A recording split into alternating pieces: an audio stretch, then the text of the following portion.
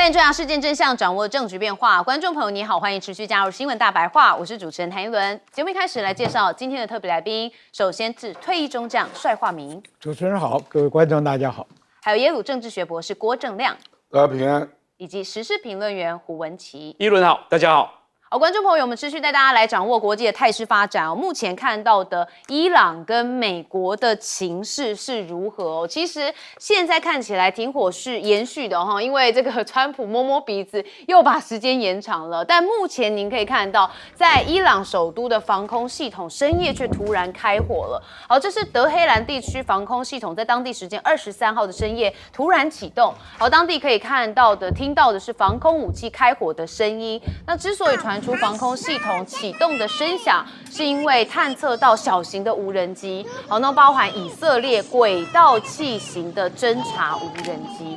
好，所以你可以看到其实大家都还是很惊慌想说该不会以色列又开始蠢蠢欲动动手了吧？好，但是以色列否认哦。我们看到《以色列时报》引述了一名以色列安全官员说我们以色列并没有对伊朗来发动攻击。好，以色列的第12频道也同样的报道说引述以军的消息说，现在是不会攻击伊朗的。好，干嘛呢？因为大家可能也对以色列信任度相当的薄弱，更何况呢，我们看到了以色列的国防部长卡兹他也特别呛瞎他说我们正在等待美国放行也就是开绿灯。那首要任务是要彻底的铲除哈米尼王朝。那此外我们还要摧毁伊朗关键能源跟电力设施，瓦解经济基础设施，让伊朗回到黑暗时代跟石器时代。好，卡兹的说这番话，大家感觉好像似曾听过因为川普也曾经讲过要把伊朗打回石器时代，当时还被很多人批评说这个怎么可以去破坏别人的文化嘛好，所以伊朗遭空袭，现在呢还是很多人怀疑是以色列正在欲盖弥彰啦好，那目前看到美国的动作因为军事排场真的就大呢看到美军重兵压境伊朗，布希号驶入了印度洋，现在26艘的军舰部署了，这是海军包围的政策。好，这个布希号航空母舰已经抵达了美国中央司令部的责任区，那这使得部署在该地区的美国航空母舰总数达到了3艘，好，包含了林肯号航空母舰部署在阿拉伯海，好，在这个附近。那福特号航空母舰部署在红海，在这里。好，那布希号航空母舰部署在印度洋，已经北上到了印度洋。那除了海军包围之外，现在空军看起来美军也正在施压当中。那美国空军从停火开始以来，已经向中东执行了819次后勤飞行。那相比战争前3周，只有542次。大家就认为在停火的掩护之下，美军持续的在调动资源，好像在隐瞒他们真正的意图。好，那美国的情报监视还有侦查行动保持活跃。那过去24小时也发现至少有5架的 P-8A 跟 MQ-4C 的架次，据报飞越了亚丁湾、波斯湾跟赫姆兹海峡。那其中一架的 MQ-4C 被评估位在这个赫姆兹海峡附近持续驻留。那整体的局势显示美国的军事压力跟作战的准备在整个地区仍然是稳固存在。好，那当然观众朋友有些人可能对 P-8A 不了解它 P-8A 是反潜巡逻机，那 MQ-4C 则是海神无人侦察机所以当然也是被大家认为说相关的军事排场跟动作实在非常多，到底后头的葫芦卖什么药呢？那目前也看到伊朗是炮轰美国，封锁不撤，这个谈判免谈。那当然伊朗现在对美国的信任度是极其低那我们也看到白宫发言人李威特说我们就在等待伊朗回复的同时呢，美国仍然是对伊朗保持着战略施压，那也包含继续对伊朗实施经济狂怒行动，海上的封锁也从未中断。那卡利巴夫他们的伊朗的议长则说美国取消针对伊朗的海上封锁，全面的停火才有意义。那甚至伊朗的最高领袖穆杰塔帕最近又发声明了他说敌人发动的是媒体宣传，那企图要操控伊朗民众的思想，甚至破坏我们的团结还有安全。他说，绝对不能因己方的疏忽而让敌人这一险恶的图谋得逞。好，那穆杰塔巴呢？自从他的父亲在第一次的这个斩首行动当中，这个离开人世之后，穆杰塔巴后来成为最高领袖，但到现在我们都还没有看过他本人出现一直都是声明好，那伊朗的总统裴泽斯基安跟伊朗的议会议长卡利巴夫也有联合发表声明，他们就一起说我们在伊朗没有强硬派或温和派，我们都是伊朗人，也都是革命者。那当然，国家跟民族是钢铁般的团结，那以及对伊朗最高领袖的忠诚，所以伊朗将让侵略者付出代价。那甚至外长阿拉奇说伊朗人民比以往任何时候都更团结一致。不过伊朗有发现包含是军事跟这个政治的阶层因为伊朗好像有被美国挑拨啦被川普挑拨，那这样子的发生是不是也意在告诉大家，其实我们都是一样的那当然在伊朗内部看起来也有一些压力存在。好，我们看到一开始的伊朗在深夜被说好像被以色列开火，那这件事情究竟如何？我们问亮哥。我觉得以色列确实很想打，不过要给美国面子嘛，这个，不过你可以看到，为什么伊朗会被传出什么鹰派鸽派？因为最后决定没有上谈判桌嘛。那显然那个时候是有一派是希望继续上谈判桌，我觉得这个部分是真的啦。那后来大概就统一了思想，就说上谈判桌没有好处了。因为美国要了就是无条件投降嘛，所以美国要的那几个重大的核心的议题，伊朗都没有办法同意所以就觉得不如不要上，结果美国就卡住了，因为美国就是，你的对方如果去上谈判桌，那就是不怕开火不就这意思？你就考验美国到底要不要开火啦？对啊，所以美国就被考验到了嘛。我从来没有看过美国打一场战争这么短的时间，陆军参谋长也下台，海军部长也下台，你就知道有很多争议了。这个争议大概就是有相当大的力量反对地面作战，不管是打哈格岛或者打赫姆兹海峡。可是因为川普的压力，还有海格塞斯，就是都服从川普的命令嘛。所以部队真的都调到了，所以现在大概在伊朗周边，美军我估计已经超过1万人了，所以基本上是可以打的样子可是怎么结束是一个问题就打你要有成果嘛，或者说打到哪里算结束？我觉得美国没有答案。这个就是麻烦的地方，就回到一开始开战的状态啦，没有目的，不知道怎么结束。比刚开战的时候要急迫了，因为快满60天了，满60天，国会就要表决了嘛，可不可以继续授权那上个礼拜投票213比214，只输1票所以川普是有压力的啦，而且福斯新闻很不给面子昨天公布民调。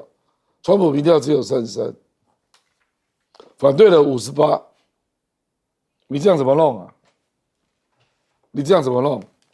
所以川普在那边假装悠哉，从容不迫。其实川普这个人都要倒过来看其实他非常的焦虑。对，因为我觉得下礼拜真的众议院的投票可能就要定生死了。我觉得一定会再开一次票，因为民主党会再提案那他碰到的状况就是不要打那不要打就是你的逻辑又很怪嘛，你给他封第2层，那你的主诉权不是要打开霍姆兹海峡吗？结果你给他围在外面，然后说经过伊朗港口了，我全部拦。现在有哪一个波斯湾的船可以不经过伊朗港口出来不可能嘛，所以实际上就是全部都拦了。好，帅将军怎么看？这个基本上美国要用军事手段解决问题是解决不了。地面部队不敢上，空军呢也只能再炸一次。你前面炸了那么多次，伊朗会在乎你再炸一次吗？所以这个就变成军事上没有意义了。空降部队也不敢下，海军陆战队也不敢上，航空母舰躲得远远的，这叫什么？准备再打。但唯一不想停火的就是以色列嘛，以色列就靠美国牵制到嘛，对不对？美国一撒手走了，很有可能呢。对，川普这个人他够惯了，刚刚几个条件限制下，他不能再打。第一个，前线烧钱烧得太凶，第一个礼拜就烧掉65亿美金，现在每天在烧，对不对？伙食费一天要花500万美金，你算嘛，那26条船在那里，再加上陆战队，加上空降部队，每天在烧钱呐、这，你说他缺不缺钱？前一阵子向国会提出2000亿国防经费，没有答应，这次要提5000亿，为什么？为什么停火这段时间飞机调动的那么频繁？前方弹药库空了嘛，他一定要补嘛。那现在就是说最后一个虚张声势来一下就撤退了嘛。这是以色列最担心的事情嘛，因为你美国一撒手，将来回到17时代的是你以色列啊，对不对？这个他的经济现在已经坏到也比伊朗好不到哪去啊，而且全世界对你的同情完全没有。在联合国演讲的时候，全世界的代表除了索马利亚那种国家在听你以色列大使讲话，其他都退席了。你一个国家搞到这个地步啊，你还想让人家来支持你？不可能。最荒谬的时候，全世界等到说你美国打开霍姆斯海峡，结果你还加封，你加封什么意思啊？对不对？你封一天，中东这几个海湾国家就活不下去啊！他们又不种地，也不做什么其他的生意，就是靠油嘛。所以这个问题啊，美国再玩不下去了。第一个，前线眼看着每天在烧钱，而且烧钱没有效果，他就搞一个绝招，哎，我去没收伊朗的油，啊，将来伊朗的油啊，统统被我没收了，我国际油价涨了，我美国还赚钱。川普就喜欢用这个话术骗美国老百姓嘛。你看，国际油价涨了，我美国的油可以出口更便宜，事实上根本不是这么回事。反正我告诉你，现在已经有个苗头对他很不利了。中国的武装舰只去护航，已经4条油轮出来了。中国如果护航成功，北约的国家想不想？他们也想啊。海湾国家想不想？想啊。大家都想让油出口，你美国还能封吗？所以这个问题啊，你不可能再玩老狗玩第二次把戏，再炸一次，再炸一次已经没有意义了嘛。所以这个问题，川普现在急得要面对自己国内的问题，民调这么低，刚刚亮哥也讲了，你已经掉到33了。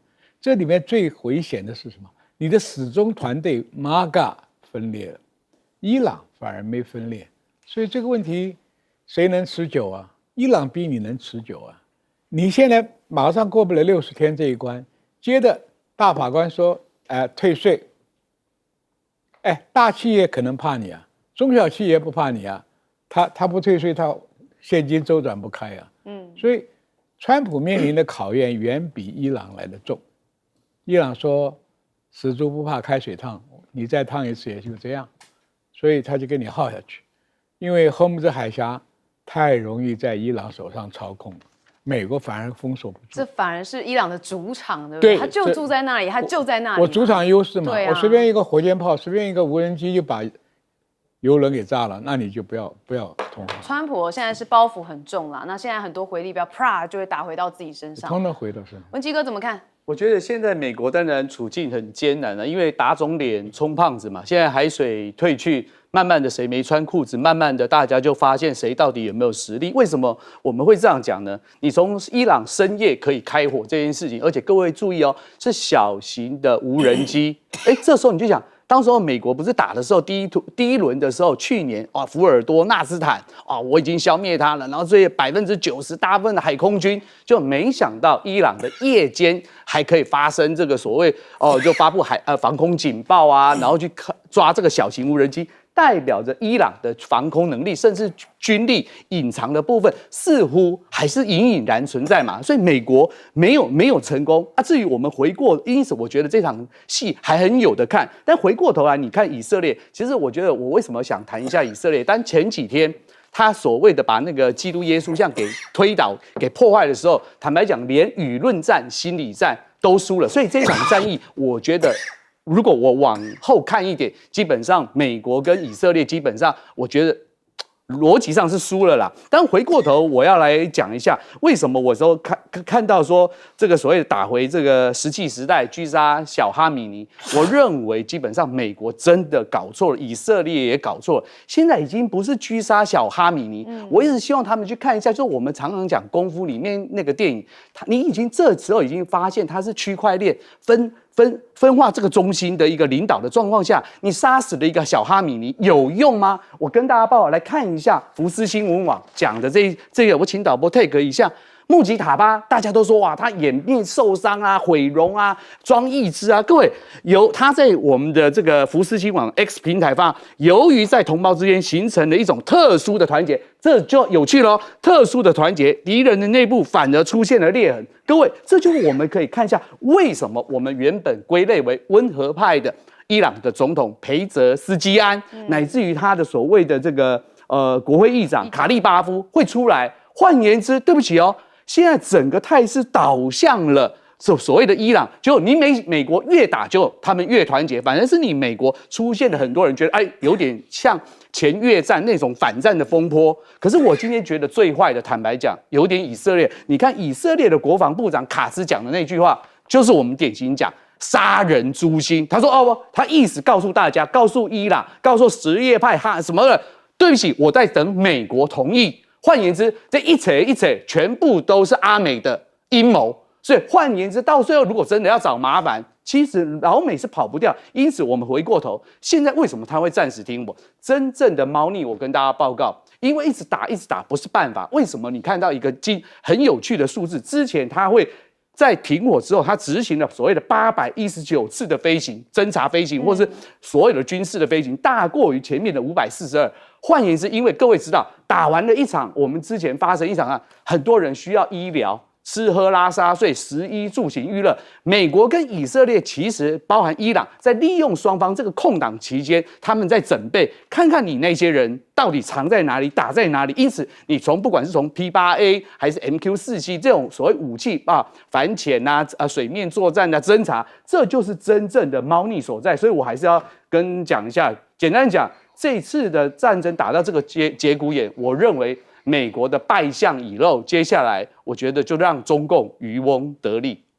好，所以到底美国继续打还是不打？好，我们还是要持续的关注。我们休息一下，马上回来。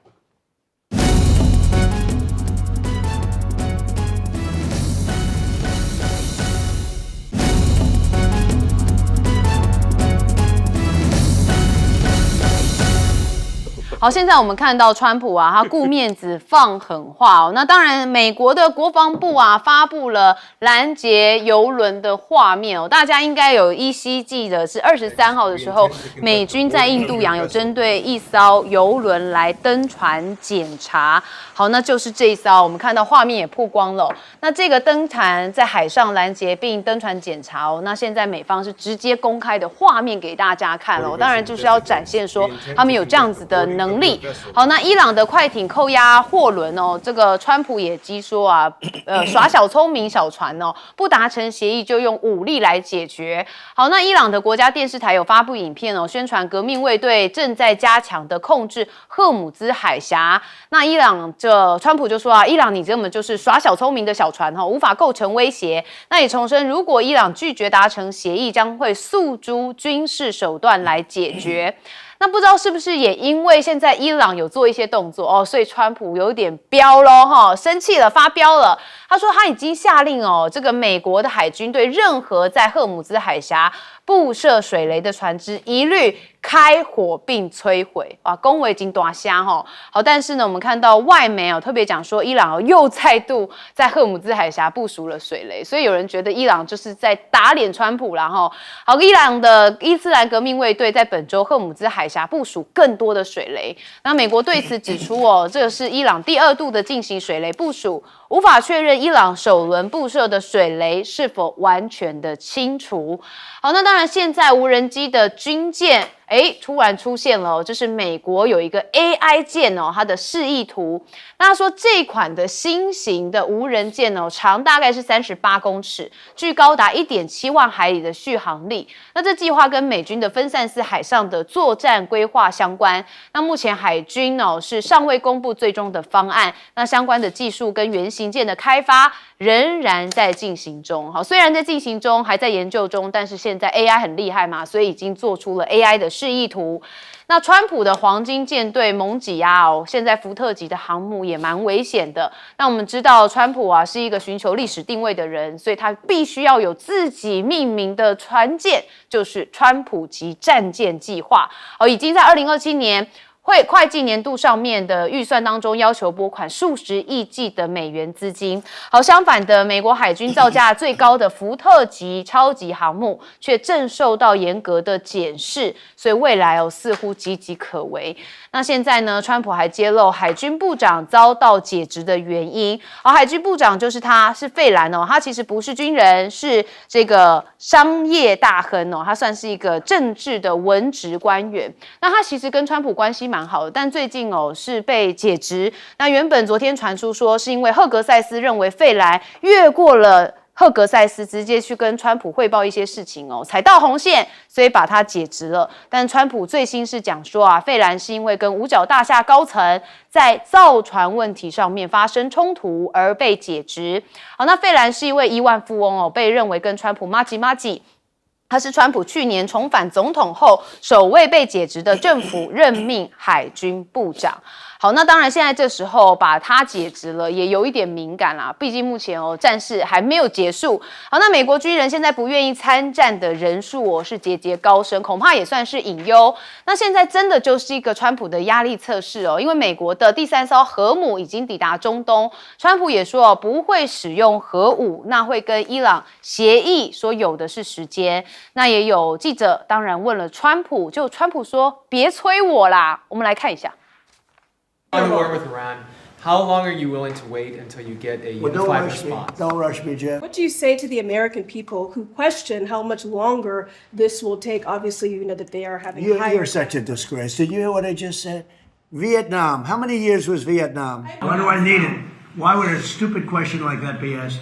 Why would I use a nuclear weapon when we've totally, in a very conventional way, decimated them? 突然想到，法国总统马克宏还讲了一个79岁的这个老长辈感觉他真的是有在动气好，那个越南呢？当然，他讲到越南战争，越南战争打了18年，难道这场仗要打18年吗？恐怕会让大家对他的这个很质疑好，那川普现在强调他有的是时间他说伊朗的情况只会越来越糟，时间对他们不利。但我要讲60天的时间是不站在川普这儿的好，那川普还说比起轰炸、封锁行动使得伊朗感到更加畏惧，他没有设下伊朗战争结束的时期，也没有停火的时间压力，一度传出3到5天的时间窗口。他说是错误消息。那确实看到川普社群这个发文真发不停，前一天狂发19则清晨半夜醒来半小时再喷4则，这代表什么？代表他相当焦虑。焦虑到不知道找谁讲，只能在脸书上或是他的社群媒体上面发文19则的这个发文马拉松真的只隔了6个小时就代表他也没办法睡，一直在思考。那当然年纪大的人也常常会睡不好、睡不着啦。但是现在整个压力情绪是满贯的，我们其实在另外一方都感觉出来。好，我们开始看到的就是美国国防部特别发布了这个拦截邮轮的画面。我们先问亮哥。川普在3个礼拜就要去大陆了，你拦截邮轮是要逼中国出手，是不是？因为拦截的邮轮都是要去大陆的。那中国大陆上个礼拜不是大庆号就救出2艘邮轮，所以我觉得他如果再这样下去，最后一定是逼中国出手啊，因为中国大陆会觉得你非法拦截我的合法进口啊，而且他封锁的地方不是战区，他是在外面，那边是公海，你怎么可以这样做？伊朗有讲过哦，说因为现在是在战争中，所以我收过路费。伊朗还没有讲说战争结束他要照收。伊朗如果这样讲，我觉得连中国都不会同意了，因为收费是违法的。你美国，你不是在战区呢，你在外围，然后你拦到的都是去中国的船。所以他这个行为完全就是焦虑了，因为我心理系毕业的啊。看到一个 CEO 一天到晚在那边发文啊，CEO 应该是做几个关键决策而已嘛。他说写一些鸡毛蒜皮的事啊，然后就把那个克林伊斯威特的文照搬贴上来，再帮川普辩护，这样表示他也在看人家贴文啊，就睡不着觉嘛，所以就出来看别人写什么，对对对，他就把支持他的人贴上来，说你看他讲的多好，这样同温层真是完蛋了啊！坦白讲，那个费兰，川普之所以任命他当海军部长，就是希望他能够帮他造川普舰啊。那可是川普给的时间表不合理了，所以费兰搞了半天还是造不出来。所以川普是讲实话。那为什么海格赛斯很生气啊？因为他都不跟他讲，都直接见川普。不过也合理啊，如果两个人麻吉，费兰应该会觉得就直接跟川普讲就好。海格赛斯知道他军中没有声望嘛，那如果部长在越级，那他是什么东西啊？他就被架空了，对不对？所以海格赛斯坦白讲是讨厌他越级了，是召见没错，是召见的理由啊。可是他真正讨厌是他越级了。可是我觉得这个非常荒唐啊！你现在在战争呢，还在讨论川普舰，你不觉得很荒唐吗？那要不要再讨论一下 F-47那个飞机什么时候要做出来？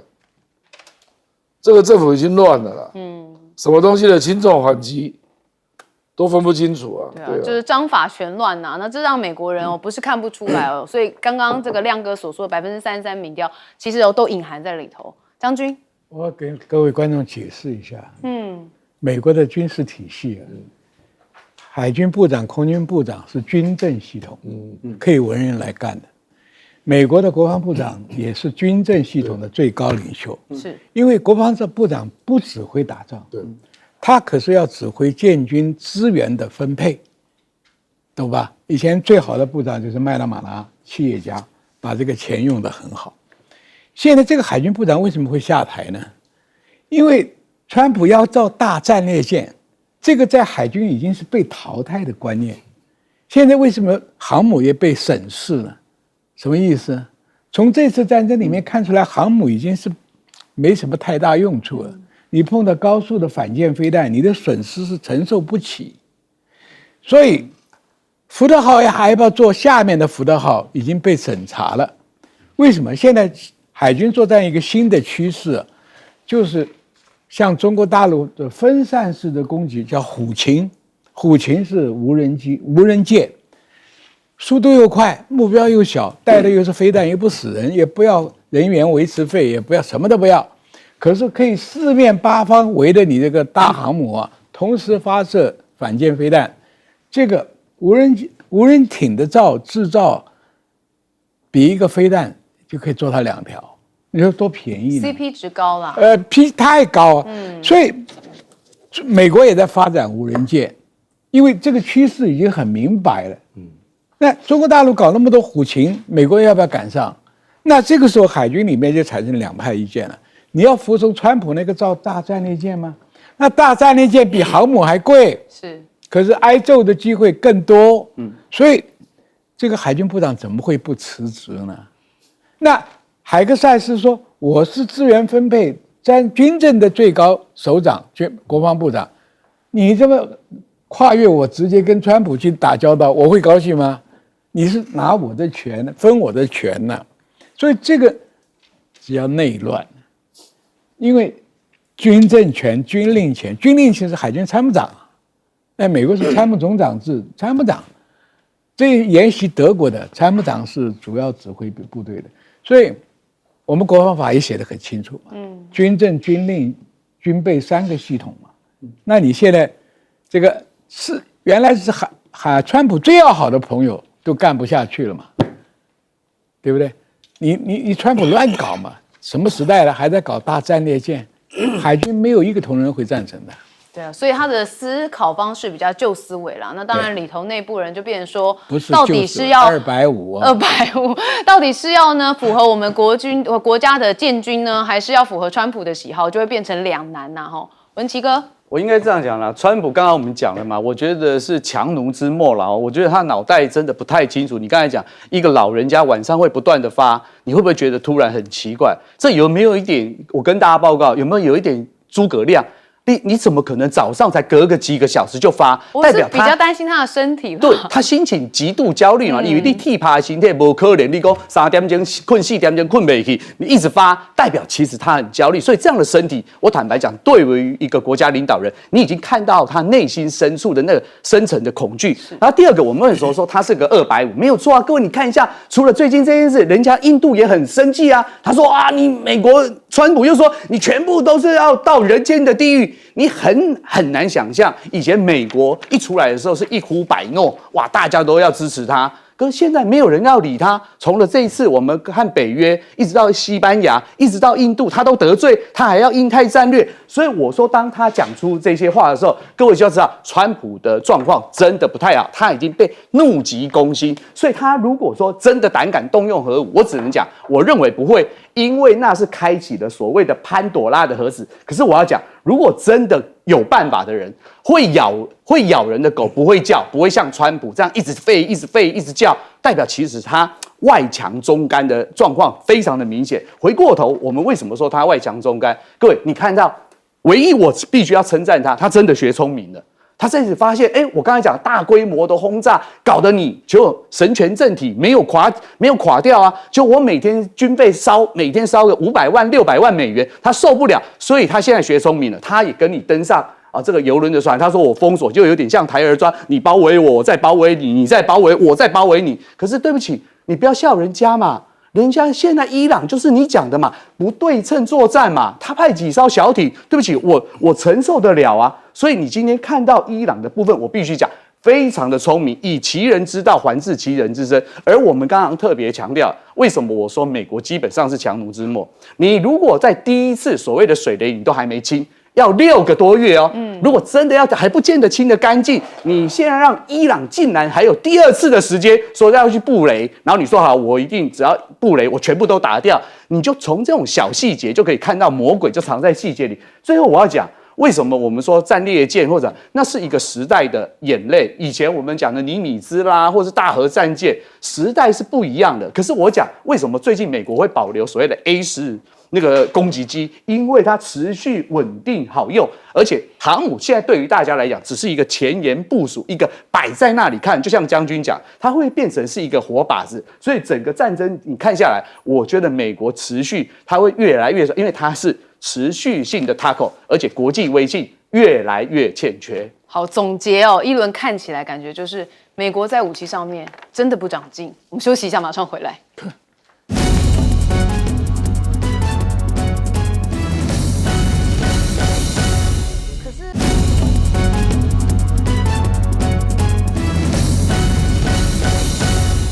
好，伊朗跟美国这场战局，到底美国会不会继续打呢？好，我们要看到一些讯息哦，因为中国驻伊的使馆又发出警告，说形势很复杂，要公民暂勿前往。那当然就是因为中东冲突现在未明嘛。那近日美国总统宣布是这个延长对伊朗的停火期限，但是23号中国驻伊朗的大使馆又再次提醒叫中国的公民暂勿前往伊朗，说他们伊朗的部分开放部分的空域，但是地区的局势仍存在着很大不确定性，那安全的形势依然是复杂多变。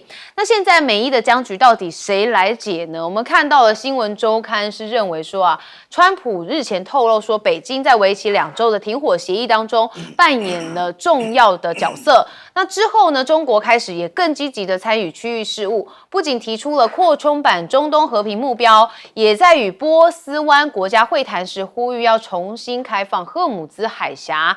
好，所以呢，这个新加坡的南洋理工大学的拉惹南国际的研究院的研究员就特别讲，北京一方面谴责美国的封锁行动，另外一方面是透过了巴基斯坦来推动外交解决，这展现的是经过精心的拿捏平衡立场，说中国不会替美国收拾战局，但是也不愿意见冲突升高。所以当然有一派认为北京现在可能会成为一个关键的破门者。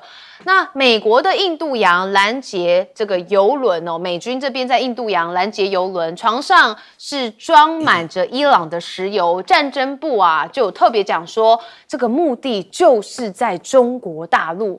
好，也就是刚刚我们有特别看到嘛，美军在印太的海域上面有这个登上一艘受制裁的邮轮，那里头是来自伊朗的石油。那这是本周遭拦截的第3艘船只。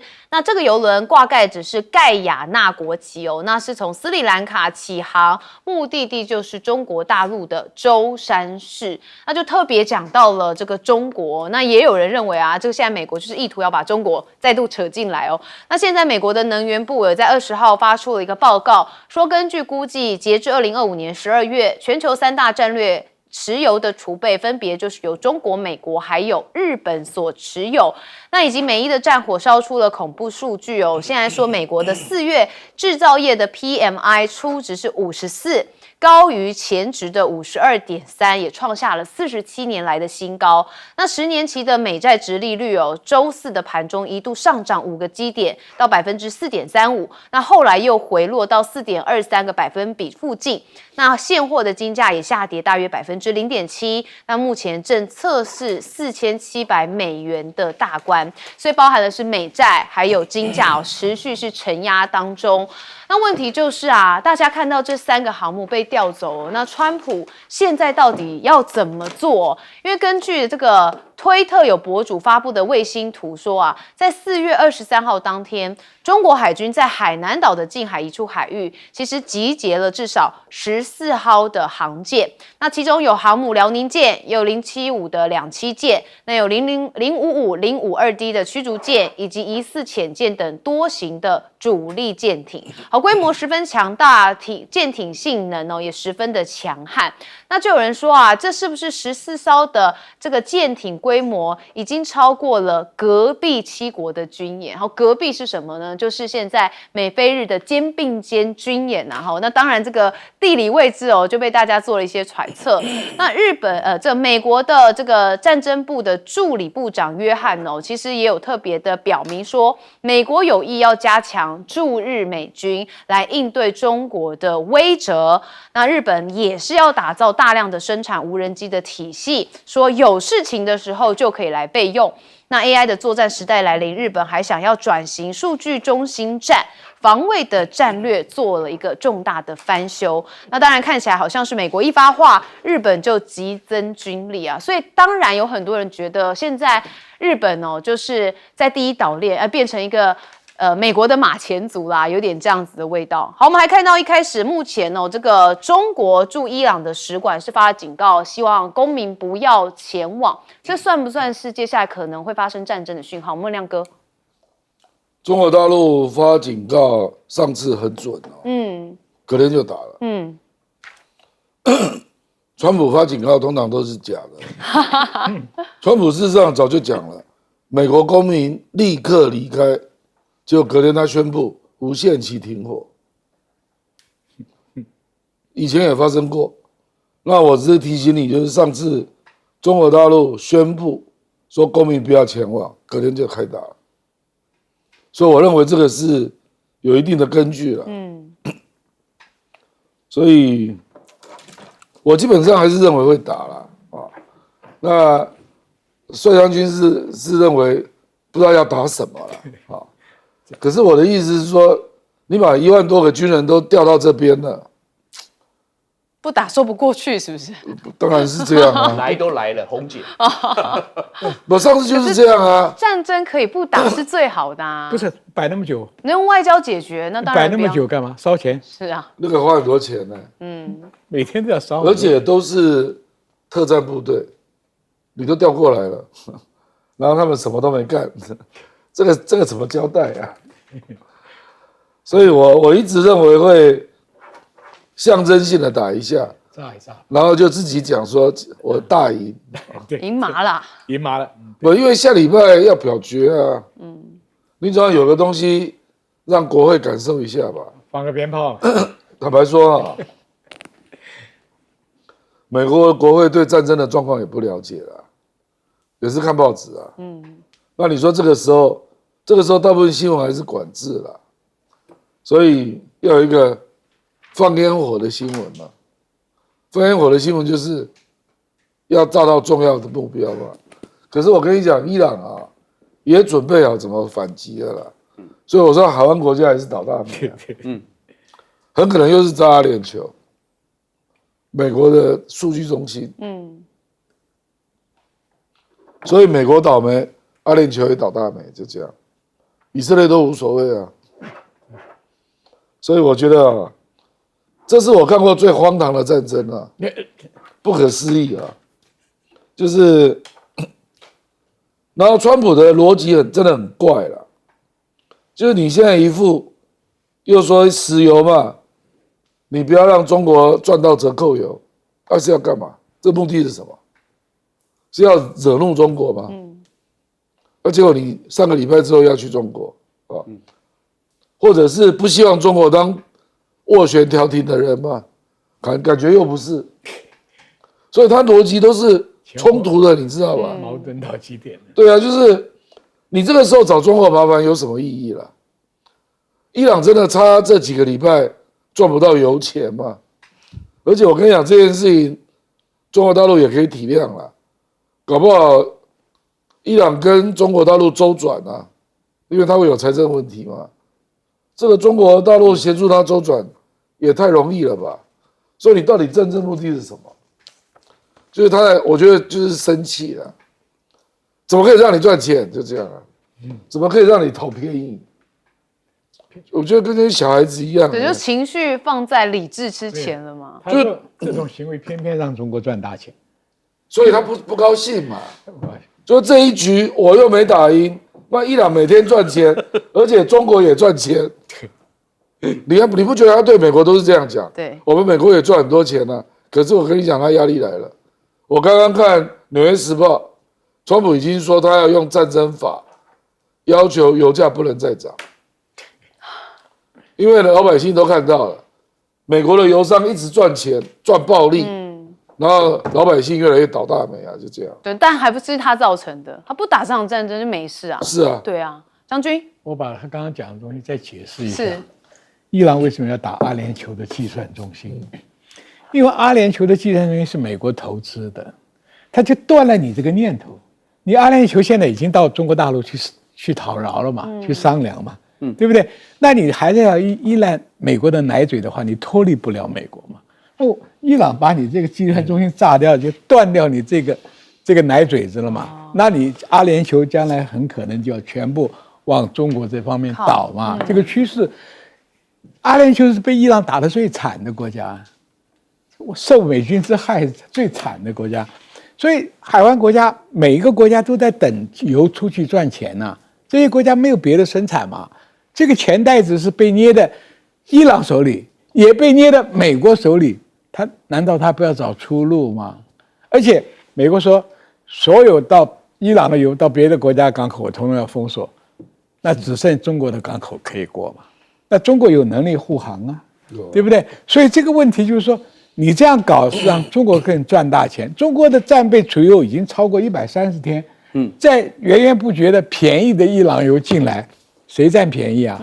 那美国不疯了吗？所以川普前后的行为啊，他都不计算这个后果，是对你自己有利还是对敌人有利？结果算了半天都是对他的敌人有利，还要到敌人家去求饶，去拍个照，打个卡，我们两个是好兄弟。哎呦，这帮恶心不恶心呢？你在那里天天想整人家，然后又需要人家跟你合照熊抱，所以习近平在偷笑吧？我看你怎么做态吧。你5月来，国会刚好不准你再打，对不对？然后国防预算5000亿，国会也没办法过，国内的库存没钱补，海外的库存你再打嘛，对不对？所以我刚刚讲嘛，梁哥一直讲会打一仗，会了，放串鞭炮了，伊朗每个地方再炸一次，回家，自己欢送自己。So what？但是我是有看到 CNN 有报道说，因为之前的1个月的轰炸，主要集中是在比较内陆的军事目标，所以 CNN 报道说新计划可能比较更直接，会针对战略水域周边那提升对海上的一些封锁能力的压制。不过现在他们其实就已经在做了。好，文琦哥怎么看？我觉得美国最后应该会比照越战的那个最后结束的模式，叫光荣撤退。反正我赢麻了嘛，但是我必须要称赞一下中国大陆。虽然我不喜欢长他人志气灭自己威风，可是你确实看到中国大陆的战略的定力啊，他现在呼吁公民的这些行动，我必须讲，我们先讲一下好了。我们看一下美国的这个海军军事海运司令部的海鹰说，在中东打这场仗就有点像是在一座超大加油站的这个停车场里面。我觉得老共看得很清楚，他为什么没有犯我们说拿破仑讲的，在敌人犯错的时候，我们千万不要停止，不要让他停止，因为他非常的清楚，他希望他最近要塑造是所谓的大国形象，他希望他的人设各个他能够和平崛起，他还需要一点时间才能够赢过美国。所以你看到，不管这次他得利的，不管是我们看到的，之前他因为俄乌战争，他看到了一个弊病。美国一直透过 SWIFT 的系统去修理这个俄罗斯，冻结它3000亿，所以中国大陆在发展他们自己的金融结对系统CIPS， 还有所谓的这个 Mbridge， 也就是跟阿联酋啦、沙烏地阿拉伯，人家在石油、人民币种种的金融作战上面，他用尽了脑力，而且人家很认真，所以我觉得你说你不得不称赞他嘛。他比起美国，就是我觉得就血气之勇，觉得好像天大地大，我川普最大，所以我觉得你不得不称赞他。回过头来讲，我觉得你说他去拦截这些，刚刚将军讲的好，我们来看一下科学的数字。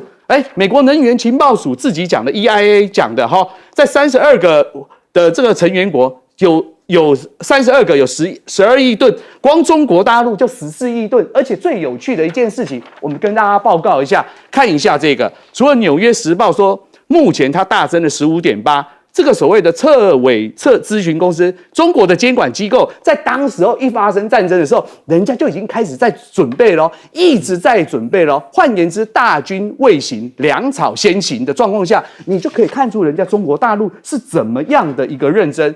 可是我要提醒大家，其实这场仗除了我们讲说他可能赢麻了，打屁股就拍，各位也不用担心。各位看一下，为什么最近的金价，好像在下跌。其实这个整个的国际金融的讯号都在告诉我，因为他们的嗅觉比我们更敏锐。